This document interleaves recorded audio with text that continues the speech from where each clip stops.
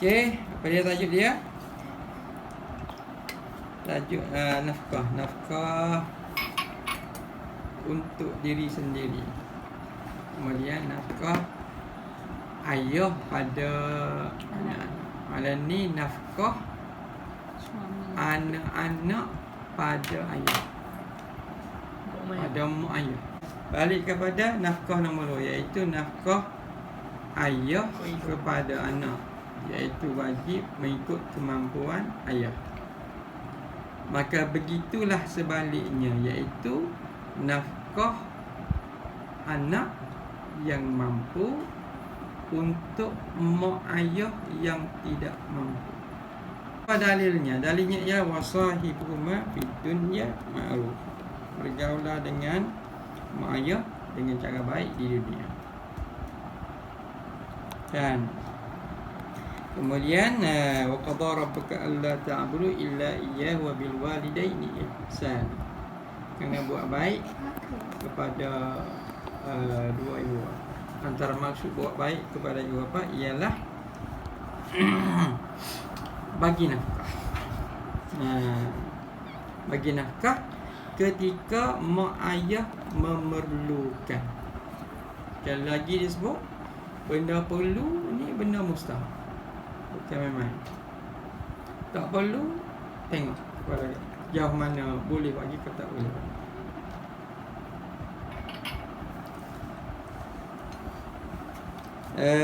Itu ayat Quran. Hadis yang lain ialah Tariq bin Al-Muharibi radhiyallahu anhu berkata, aku sampai di Madinah.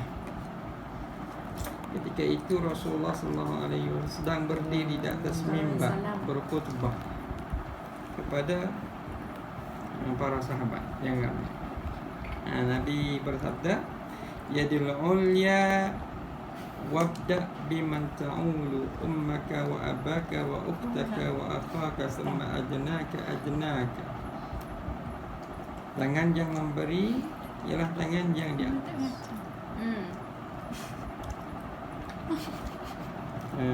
Mulakan dengan tanggunganmu, mak engkau, bapa engkau, dua je. adik-beradik perempuan engkau. Feminism sangat. Adik-beradik lelaki engkau. Kemudian orang yang paling dekat dan paling dekat. Mak dulu, ayah nombor 2, nombor 3-nya adik-beradik Tina, yang keempatnya adik-beradik jantan. Lepas tu baru keluar kepada yang luar lah.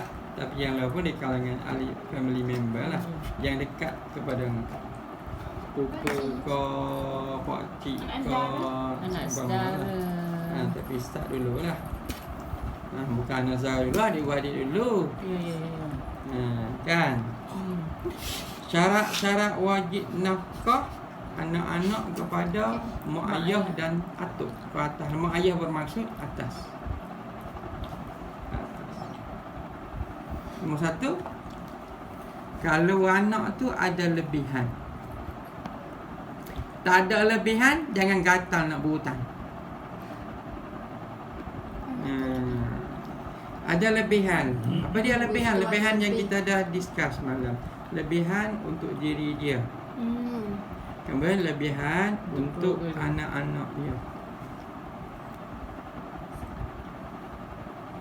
Faham? Lebihan untuk isteri-isteri dia. Baru pergi kepada mak ayah kalau ada lebih. Bukan yang dilakukan oleh ataupun dianggap oleh kebanyakan orang, mak ayah dulu. Sebab apa? Sebab dia sudah ada family sendiri. Anak ni sudah ada tanggungannya sendiri. So kalau tak ada lebihan, susah lah. Tapi kena ingat anak ni dia ada, boleh dia ada 2 adik-beradik dia. Kena pergi check adik-beradik ni pula, mengada lebih ke tidak.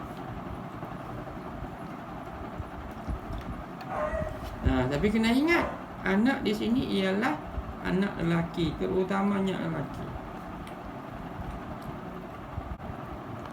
Keperluan asasi dia cukup. Keperluan yang tak asasi tak boleh dia ambil kira. Kena tahu pula keperluan asasi itu apa dia. Makan, minum, tempat tinggal. Entertainment tidak masuk, tak boleh ambil kira. Jadi kalaulah mak ayah tidak ada perlukan kepada allocation, maka entertainment anak kena korbankan entertainment. Jadi hari ni berlambak lah, iaitu tak betul lah. Fine. Yang kedua, mak ayah atau nenek dari kalangan orang fakir.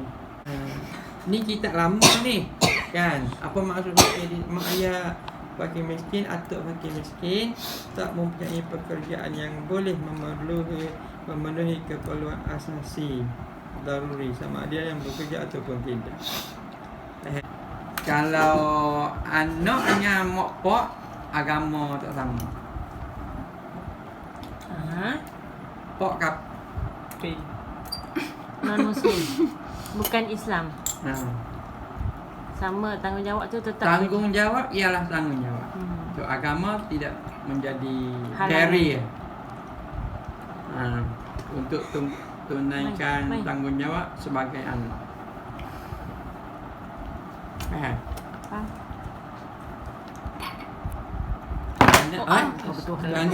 Kerana persamaan agama di antara anak-anak dengan mak ayah, in this case compulsory nafkah, bukanlah syarat wajib nafkah. Tak faham, ulang. Bukanlah syarat wajib nafkah. Ulang ayat. Maknanya persamaan agama bukan syarat. Kalau anak Islam, anak tu Muslim, mak ayah kafir, wajib bagi nafkah. Sekiranya asal usul dia mereka adalah sama-sama kafir dulu, non-Muslim, sama-sama tahulah kat mula-mula anak masuk Islam, kan? Nafkah tu wajib. Sekiranya mak ayah tak mampu, walaupun dia non-Muslim, kecuali in the case of murtad.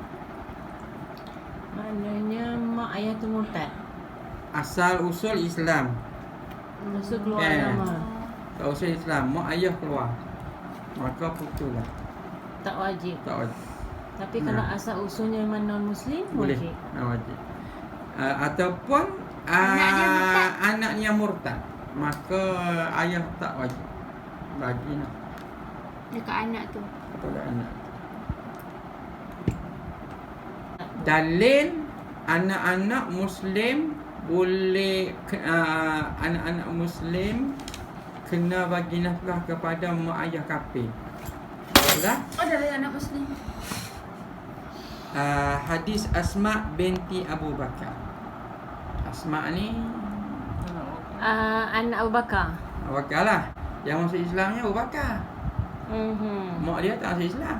Mak Abu Bakar. Mak Asma, isteri Abu Bakar lah. So kata Asma, ibuku datang menemuiku dan dia masih lagi tidak memeluk Islam. Dia masih musyrikah. Ketika itu perjanjian damai di antara orang Islam dan kafir Quraisy telah termeterai, iaitu perjanjian Hudaibiyah. Aku minta fatwa daripada Rasulullah sallallahu alaihi wasallam. Kata Asma, wahai Rasulullah, ibuku datang sedangkan dia membenci Islam. Adakah aku perlu menghubungkan silaturahim dengannya? Rasulullah sallallahu alaihi wasallam bersabda, lakukanlah. So silaturahim itu mak engkau. So rentetan daripada silaturahim ialah kena bagi nafkah, bantu membantu. Kita kata Asma. Jadi perbezaan agama. Berapa kena kasih nafkah kepada mak ayah? Tidak ditentukan. Tidak ditentukan. Ia terserah kepada uruf custom, local custom. Local custom. Keadaan sempat lah, situasi sempat. Kelantan lagu mana, Terengganu lagu mana, KL lagu mana. Sebenarnya contohnya dibuat perbincangan di kalangan sibling. Sebenarnya keadaannya gini mengenai mak ayah. So selepas anak ini memenuhi keperluan dirinya, dia hendaklah mendahulukan nafkah isteri, bukan nafkah mak ayah dulu, kepada yang sudah ada isteri.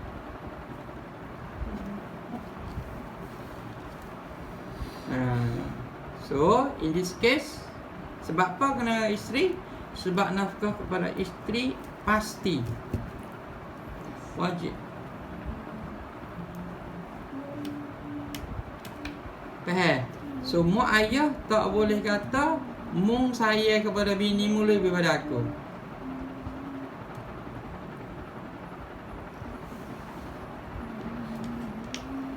Ataupun tak boleh kata kepada suami mung ni queen control.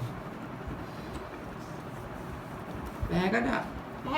Pastikan dia adalah keperluan asasi isteri, bukan mengada-ngada.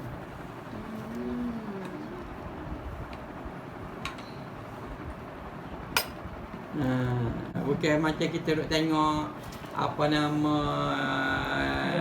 Marie Kondo tu lah, kasutnya penuh. Itu bukan macam tu. Pasal kasut ni dia perlunya dua je, bukan 200 pasang, bukan 300 pasang, bukan daripada tak suka.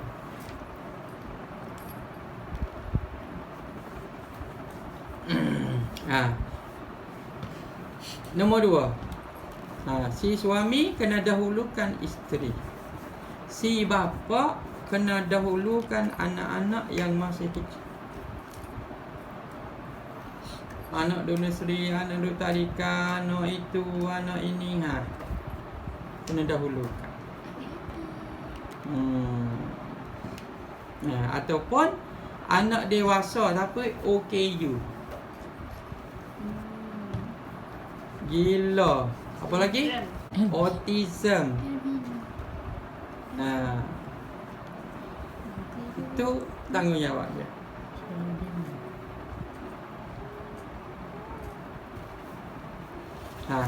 Barulah pergi kepada ibu. Nombor 3 ni. Nombor 3 ni jatuh pada ibu.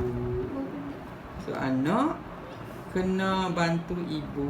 Sekiranya ibu ni tak mampu kerja ataupun ibu ni tak ada harta. Repeat Kalau si suami, dia kena dahulukan isteri dia. Kalau si ayah, dia kena dahulukan anak-anak dia. Kalau si anak, barulah jatuh kepada ibu. You mean nombor 3. Kena ibu dulu, baru ayah. Bapa barulah. Kalau ada tok, kalau ada nenek, barulah nombor 5, nombor 6. Ini tertib nafkah anak untuk mak ayah.